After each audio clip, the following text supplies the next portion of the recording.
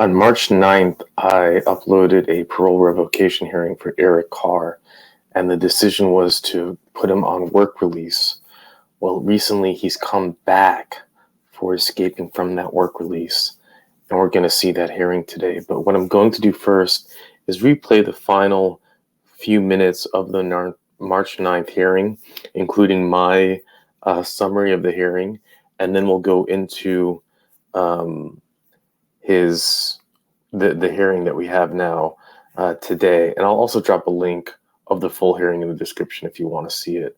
But with that, let's jump in. And if you do well on this job, they may offer you a permanent job. And if they don't offer you a permanent job, you'll have some money set aside. You'll have your approved eye contribution in Texas. You'll have a little money to start your life over again, okay? Yes, sir. The decision of the board is to, in lieu of revocation, assign Mr. Carr to a 9-month transitional work program. That is our decision. You have a good day.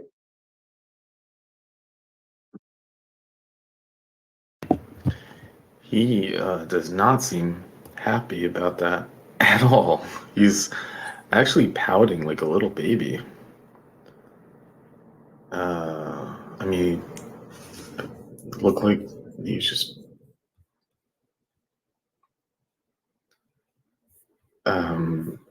it was interesting. They were going to actually give him just 6 months and with time served, and now it's 9 months. I don't think it's with time served. They give him the opportunity to request the transfer, the ICOS, which takes time, and give him work release. So he could save up money, which from the information they had, which was he's down and out in a motel room and doesn't have anything, it seems like they're trying to actually help him so he can stay out. And I commend the board for taking the time to think that through. Mr. Richey taking the time to say, how can I help this young man? And he did not want any piece of it. I mean, he was just like, he did not care. And I don't know what full sentence he was looking at for his, like another 10 years in prison. Like without that information, it's also hard to really know what he's up against. But in the sense of bettering this his situation, it seems like it's like a great thing that they did. He doesn't seem to care. With that, I'll let you go.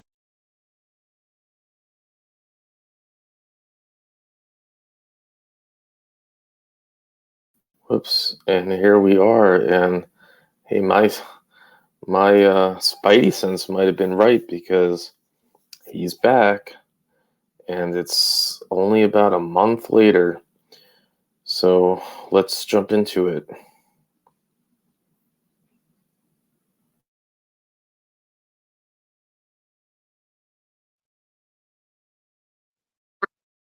Good morning. The Committee on Parole is called to order. Today's date is April the 13th, 2023. The time is 8:08 a.m. Panel members today are Ms. Pearl George, Ms. Bonnie Jackson. My name is Tony Marabell, and I'll be acting as chair. Support staff located here at DOC headquarters in Baton Rouge are Parole. John Poche. Our remote facility this morning is Lafourche Parish. Would the staff at Lafourche please introduce themselves? Eric Carr, DOC. Is there anybody in there with you, Mr. Carr? It's all right. If there's no one in there with you, that's okay. Okay. Carr, this is a revocation hearing. Why don't you give me your full name and your DOC number? Eric Carr, DOC number 719-463. Mr. Carr, you are here pursuant to a hearing that was had on March the 9th of 2023, whereby we had a parole revocation hearing you were found guilty of all charges, and in lieu of revocation, you were ordered to go to work release. And it's my understanding that you went to work release, you were there a couple of days, and it's alleged that you have escaped. So I'm going to read you the allegations against you. You can plead either guilty or not guilty, guilty with the statement or not guilty with the statement. Then we'll have a hearing, and then we'll make a determination. Do you understand why you're here? Yes, sir. The violation is rule number 13 at your revocation hearing on March the 9th of 2023. In lieu of revocation, the board ordered you to complete the transitional work program. You failed to comply with the orders of the parole board in that you did not satisfactorily complete the program due to a rule violation. Escape. How do you plead to that? Guilty. Tell me what happened. All right. I did 8 years over 10. I was 19 years old when I got sentenced. I came on, I was 28 years old. I came on with a scouting charge. They sent me to the parole board. Y'all sent me back to jail after me doing almost 10 years of my life for absconding, right? Grandmother sick. So I left to go see my grandmother before she died, because a lot of people died on due to me incarcerated for almost 8 years of my life. Like, I don't want to do jail no more. Like, jail doesn't help me. Jail doesn't help nobody. You hear me? That's the only reason why I left. That's the only reason why I left. Like, I'm not a repeat offender. One of the reasons for imprisonment is people don't follow rules. I understand what you understand. I understand, but you came before this board. Yes, sir. And you were guilty. You explained yourself. Yes, we gave you a break. We said, okay, go to work release. Yes, sir. You weren't there but 2 days, and you took off.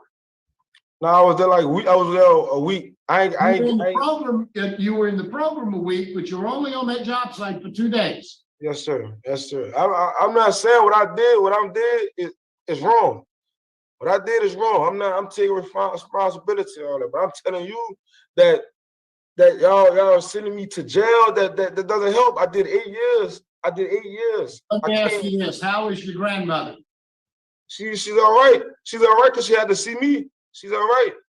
I thought you said she was dying. Yeah, she's on hospice. I don't got to lie about none of this situation. Got to lie about none of this. I've been in jail my whole life. I'm tired of being in jail. Just put yourself in my shoes. I'm tired of being in jail. Tired of being incarcerated. I'm not a repeat offender. I don't come to jail. I did almost a decade out of my life.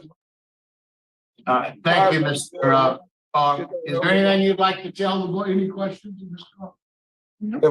If I do get sentenced, revoked, I would recommend y'all send me to the system where I can get in GED classes. I don't want to go to no satellite camp where I'm going to fail. Right. I recommend y'all send me to the Hunt's DOC facility. All right. Anything else you'd like to say? Yes, sir. I'm respectfully respect y'all decision at the end of the day. Thank you. Thank you, Mr. Carr. Mr. Carr, yes, you were given a break back in March of 2023, and you escaped. I mean, it's plain and simple. My vote to revoke your parole. I hope we can send you someplace where you can get some programs and you can get some education and you can get some training. My vote today is to revoke. Ms. Jackson. All right, Mr. Davis, I'm going to vote to revoke as well. You had 8 years to get all kind of programs, and you're blaming the system. You're in jail because of your activity. But my vote today is to revoke. Yes, ma'am. Mr. Carr, make it make sense. Make it make sense. You say you don't want to be in jail, and you're doing things that cause you to be in jail. Make it make sense. I wanted to go home. I want to go. Make it make sense. Your tongue is a match your wall. So my vote is revoke as well. I do want to note that you do have a detainer on your record now for escape, and that's going to limit some of your programs going forward. The best is to make life make sense. It's Good six- luck to you, Mr. Carr.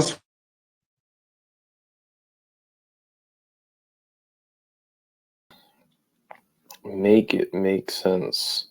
Welcome back, Miss Wise. Still on your phone, but welcome back. Yeah, man, make it make sense. That's couldn't have said it better myself. It doesn't make sense. We just saw the end of the last hearing, and I'll have that hearing pop up right here, and I'll also put the link in the description if you want to see the whole original hearing. But it was just 30 days before he was he's back in jail. So he gets like a 10-year sentence. He gets out on parole. He violates his parole because he went to Texas. Then the board has mercy on him, and they do something which I think is really great, which is so they put him in a work release program so he can save up money, because he was saying he had nowhere to live. He was sleeping on people's couches. And as he saw, he didn't seem to care at all. He was pouting, like I'd said, like a little baby. And he lasts 2 days working when he just leaves. What are you doing? You know the consequences. You know what's going to happen. He shows up at this parole hearing, again, acting like a baby.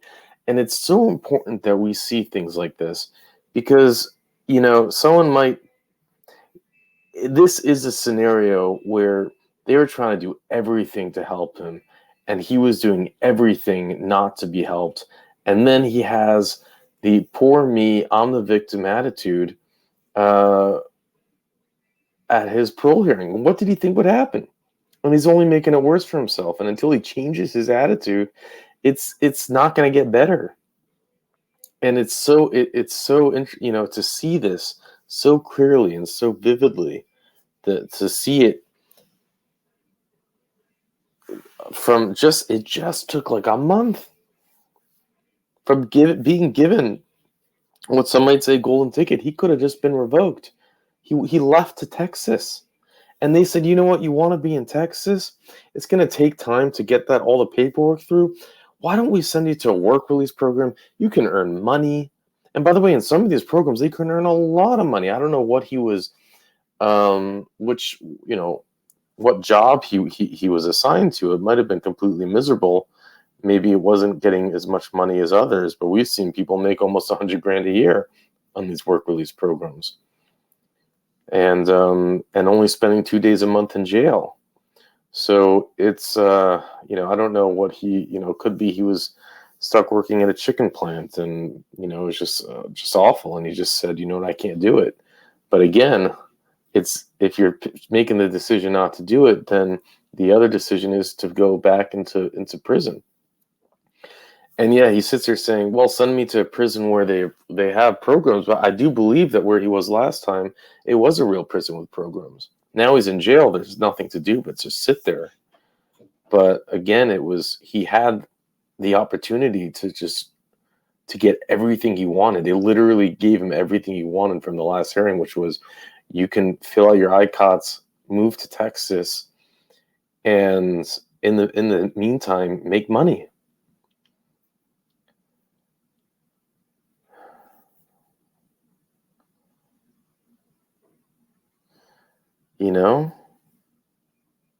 Is at a certain point you got to own up. It's like a maturity level of like an 8-year-old. Not even. I think, it's like a 3-year-old.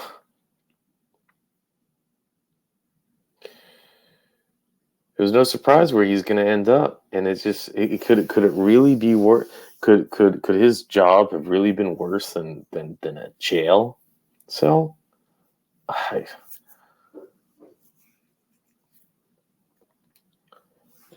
If you want to see that original hearing, it's going to pop up here. But with that, I'll let you go.